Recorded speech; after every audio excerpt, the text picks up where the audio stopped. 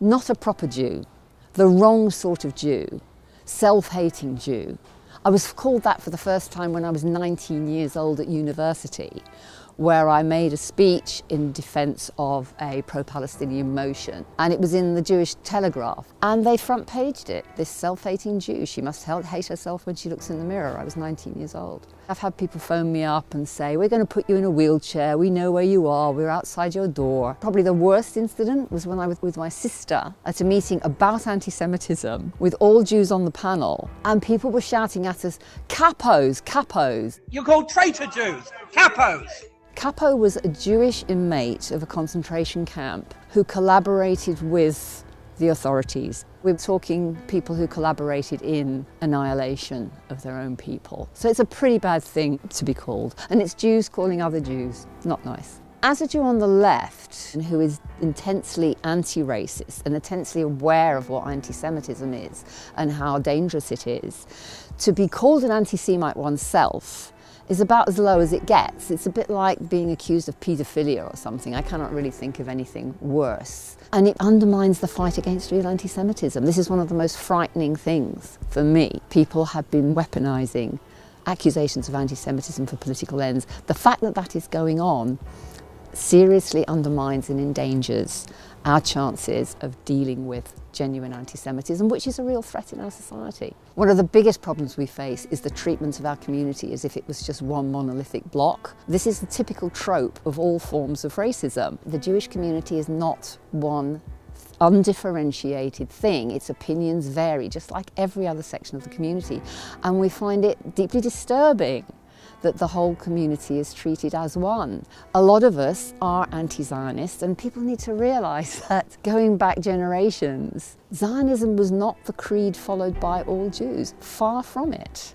Marek Edelman, leader of the Warsaw Ghetto Uprising in 1943, said that Jews should always be with the oppressed and never with the oppressor. I mean, for a section of the population whose history, much that's magical and wonderful, but so much that is to do with persecution, the fact that people with that history should identify with the oppressed in every setting seems self-evident to us. And that's where our support for justice for Palestinians comes in. We are identifying with the oppressed. And for anybody to suggest that it is the Israeli state which represents the oppressed in that conflict is pretty short-sighted and misguided. Stop all arms trade with Israel now! Jeremy Corbyn was the reason that more than 300,000 new people flocked into the Labour Party at the end of 2015 and soon after. To have somebody leading that party who was in solidarity with the oppressed against the oppressor consistently throughout his 30-plus years as a Member of Parliament was just such a breath of fresh air. Somebody who clearly wanted to transform society, who really wanted to tackle privilege and inequality in society. It was a hopeful time for all of us, and it was a project that we thought worth fighting for. And it needed defending because all those people who have a vested interest in putting a negative to everything positive that Jeremy said and did, they were mobilising against him and what he represented. One of the most ludicrous allegations against Jeremy Corbyn was that he exhibited anti-Semitism in chairing a meeting in 2010 in Portcullis House where the main speaker was a Holocaust survivor from the Netherlands called Hayo Meir. I was at that meeting, and what Hayo did was to put on a screen comparisons between the treatment of Palestinians in the occupied territories and the treatment of Jews in areas occupied by the Nazis. And there were uncanny and very unnerving similarities between the way these two communities were treated by the occupying powers in each case. I saw in Auschwitz that if a dominant group wants to dehumanize others, so as the Nazis wanted to dehumanize me,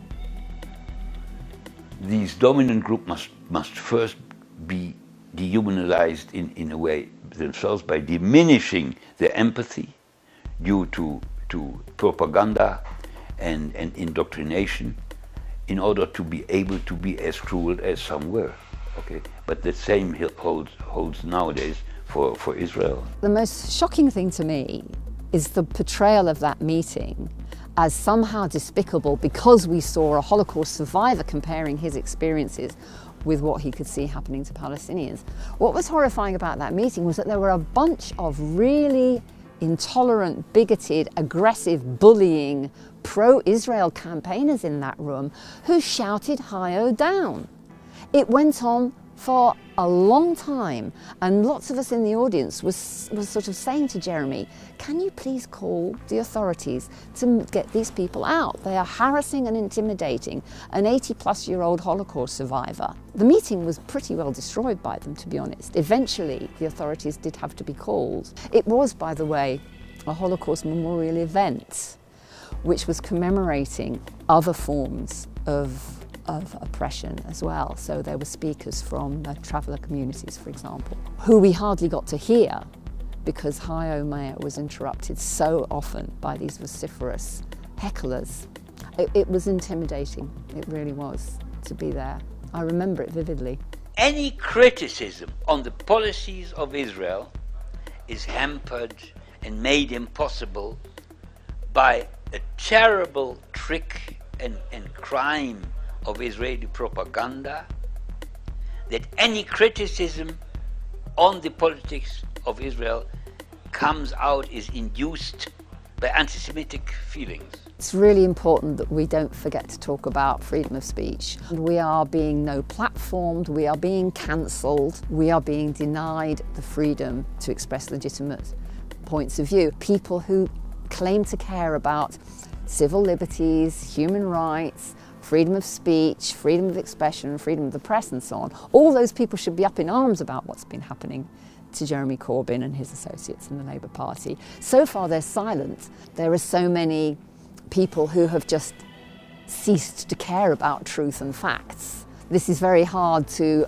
counter when the mainstream media themselves do not show respect for actual truth and actual facts in some cases. The media has totally sidelined and ignored left-wing Jews. Not only left-wing Jews, eminent Jewish scholars who have written extensively on the subject of anti-Semitism in the Labour Party and demonstrated that the definition that is being pushed to define what is anti-Semitic is untrustworthy, faulty, actually dangerous, because it conflates being Jewish with being a supporter of Israel, being Jewish with being a Zionist. One of the most important Jewish academics who has spoken on this and been ignored is actually the American academic Kenneth Stern, who wrote the original document upon which the IHRA definition is based. And he has said on a number of occasions, in writing, in letters to Congress in the States, I abhor the way this definition that I drafted to assist data collection is being used to suppress free speech. That was not the purpose that it was designed for. I abhor the way it is being deployed in universities to prevent people who have a certain view about Palestine and Israel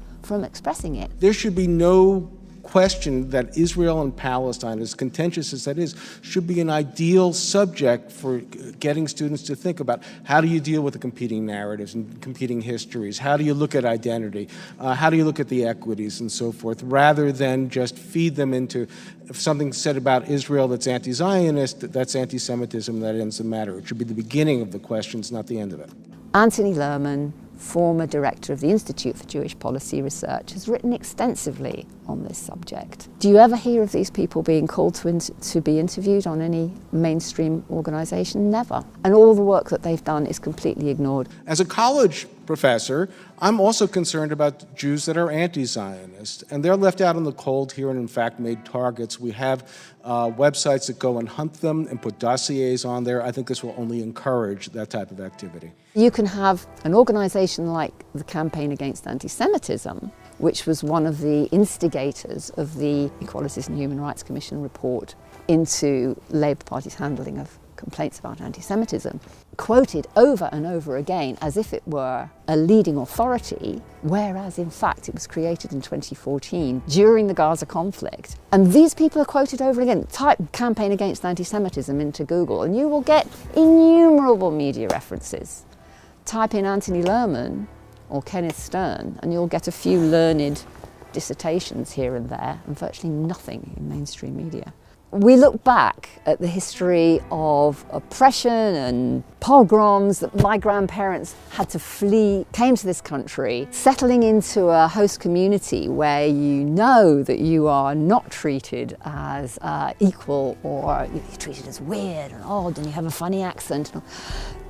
Just to become part of that and to join in the resistance against fascist movements, Cable Street, trade unionism. So many Jews were active in the trade union movement, still are. So many Jews were active, going back to South Africa again, who supported the ANC. Looking at the civil rights movement in America, where so many Jews were on the front line. So that is our tradition. That's why we've adopted that slogan about being with the oppressed and never with the oppressor. Because there are great Jewish traditions that we should be hanging on to, not this lining up with the establishments, helping to destroy a movement for justice and peace and decency. We know what side we are on. We're with the people who want justice and peace and decency. Though there has to be some hope, and I think if you look at the situation of young Jews in this country, but particularly in the United States, there's a great movement called If Not Now. Those young people are looking askance at the establishment figures who continue to support injustice and to remain silent in the face of it.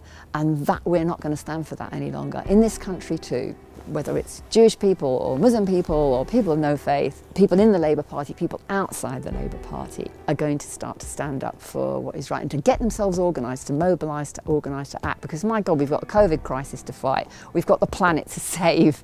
You know, we've got freedom of expression to fight for, and we've got Palestinian rights to fight for, so let's get on with it. So I've talked about how incredibly difficult it is to get dissenting, independent Jewish voices heard in this country. The media aren't listening to us, but Double Down News is here. So please, if you can, support Double Down News on Patreon. Join the future of journalism. Join Double Down News on Patreon.